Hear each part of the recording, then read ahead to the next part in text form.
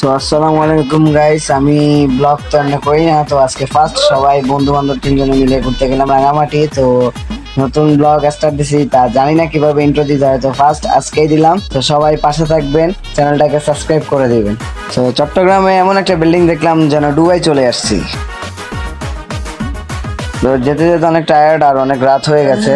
তো যাওয়ার মাঝেই দেখা যাচ্ছে যে চিনজিতে করে যাচ্ছিলাম, হঠাৎই সামনে দেখা গেল যে একটা মাজারটার নাম ঠিক দেখা যাচ্ছে না ক্লিয়ার।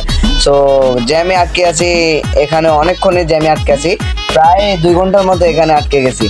আস্তে আস্তে যাচ্ছি, তো তিনজনেই যাচ্ছিলাম। তো মাঝে দেখা হবে এখন, যে জ্যামে আটকে গেছি, হঠাৎই সামনে দেখা যাচ্ছে যে মাজারটার নাম দেখা যাচ্ছে। 1 মিনিট নামটা ভালো করে পড়ে, হযরত গাবসুল আজম সালাউদ্দিন শাহ বাবার মাজার। তো আমি আর রাব্বি পিছনে, আমাদের বন্ধু ইয়াসিন সামনে। এই যে বন্ধু টাকলা দাদা, এদিকে তাকাও। তো অবশেষে আমরা জ্যাম ছেড়ে আস্তে আস্তে সামনে এগোতে থাকলাম। তো অবশেষে আমরা চিনজি থেকে নেমে বোকাচোদা অটোতেই উঠে পড়লাম। তো রওনা হচ্ছে আমরা ফেরিঘাটে। অটোতে উঠে আমরা নিজেদের ফেস দেখানো শুরু করলাম, কেননা অনেক টায়ার্ড হয়ে আছি, একজনের চেহারার দিকে তাকানোই যাচ্ছে না। অবশেষে আমরা ফেরিঘাটে পৌঁছে গেলাম। তো এখানে এক চাচার দোকানের সামনে এসে দাঁড়ালাম। তো চা খাবো, সবার মাথা ব্যথা করতেছে। তো সবারই একই কথা যে সবাই একসাথে চা খাবো।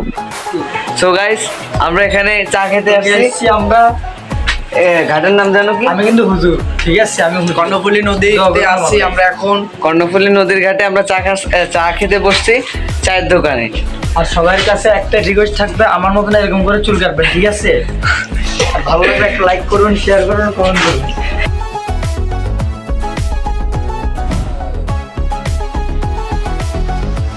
তো দেরি না করে তাড়াতাড়ি করে উঠে পড়লাম ট্রলারে, কেননা ফেরি যেতে লেট হবে, তাই আমরা তাড়াতাড়ি করে ট্রলার উঠে পড়েছি। তো এখানে আমাদেরকে লাইট জ্বালাতে বারণ করা হয়েছে। তো দেখা হচ্ছে আমাদের সাথে আবার আগামী ব্লগে, কেননা ব্লগটা অনেক বড় হয়ে যাচ্ছে, তাই ছোট করে দিলাম। তো বাকিটা দেখা হবে সকালে।